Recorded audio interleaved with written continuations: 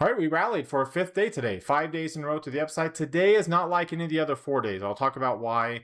The sector that we typically want to lead the markets actually, it wasn't number one, but it was close, and it was actually number two. So technology ended up rebounding in a good way. I'll break down why that matters, kind of what drove the markets, especially from a commodity standpoint. A little bit of divergence in commodities. Crude oil on a kind of a burgeoning bearish trend, but like copper doing very well, and metals have been doing pretty well, including silver, and so your commodity index yields, commodities, the dollar, all forming interesting patterns that kind of tell us what might happen here in the near term with stocks. So I break all that down in today's video. So let's go ahead and get started. Today is Thursday, October the 2nd, 2025. This is the market outlook from marketscholars.com. My name is David Settle. Really quick before we get going here, if you want access to our Market Outlook blog post for free, again, there's the blog post and what it looks like. You can see all the information you get, what happened today, why it matters. If you click on this link, that will take you to today's blog post. It's for free, but you do have to sign up.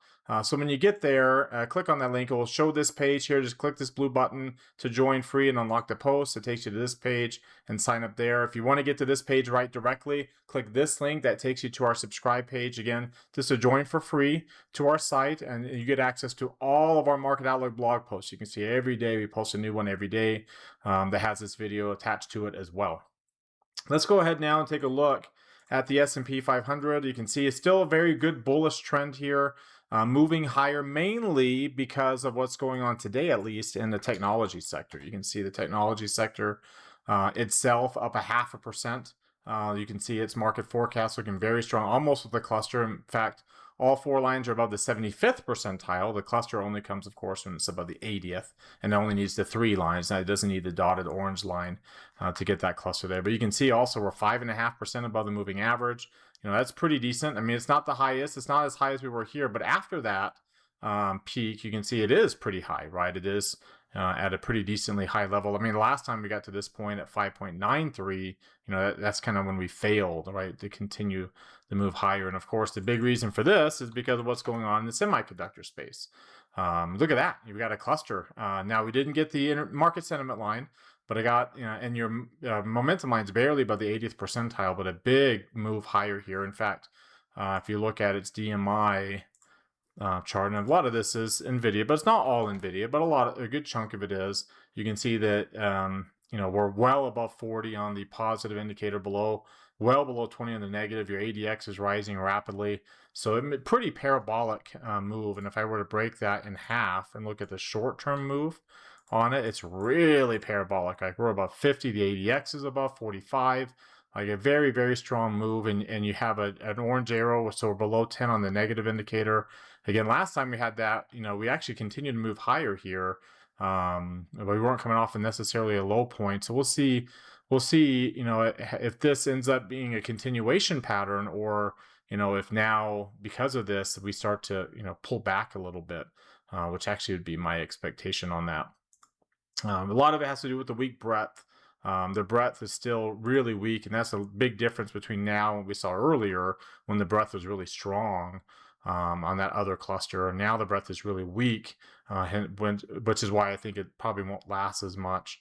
The other factor too that's really kind of building some pressure beneath the surface is the fact that our correlation on the VIX, between the VIX and the VVIX, is down to low positive levels. And then when you look at the correlation of the S&P 500 and the VIX, it's at positive levels. And remember, it's generally very negative, but it's popped back up to positive. We had been more positive.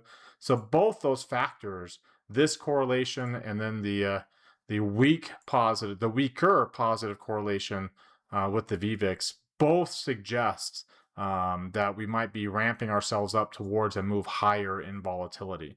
So that's something to keep an eye on. Of course, the big reason why we rallied today, and something to really watch, and here, let's actually pull up the market forecast chart instead on this, is the 10-year yield. The 10-year yield was down another couple of basis points. It's forming a near-term low point. So we talk, in today's video, I kind of break down like our expectations for what yields will do, what commodities it will do, because crude oil continued, it also continued lower today. You can see the dark pink shading in a red line. You can see the bull tag that we got on the commodity index itself, the ETF for commodities. So and like I said, in the full market outlook video, I break down kind of my expectations for both these and the dollar, and then the impact that they're going to have, especially with, there's actually quite a few cracks beneath the surface that are kind of show that there's pressure building up that we don't see necessarily because we're up 5 days in a row. We're kind of grinding higher, but there is some pressure, some potential energy that's building up underneath the surface that I don't think necessarily will crack tomorrow or on Monday, but we're getting closer to it kind of boiling through. And I'll show you what I'm talking about with all of that, and as well as our trade idea today with the stock. In our full market outlook video, our trade ideas on the stock that's in the news for not necessarily the best reasons, but maybe oversold a little more than it should be. So I break down how to trade that in tonight's video as well. If you want access to that full-length video, it's actually on our Market Outlook blog post, that same blog post I showed you earlier in the video that you get for free. Well, if you're a foundation member, you actually get the full-length Market Outlook video on that page instead of the preview video. Again, it's only $29 a month to subscribe to our foundation tier. You get access to all those market outlooks, every one, the 30-minute full video every day, and the trade idea, which is probably, for some people, it's one of the very valuable parts of their foundation membership, is getting that trade idea every day. You also get access to our Market Outlook Live, where we put that trade on in real time and then manage all of our Market Outlook trades in real time. And then you also get access to our Market Outlook Live trade tracker, where we track the results of our trades throughout the course of the year. And you can see how much we've already been up over the course of this year, making even if you do the yearly route for the foundation tier at $299 a year, you get 2 months for free. That's a tremendous value.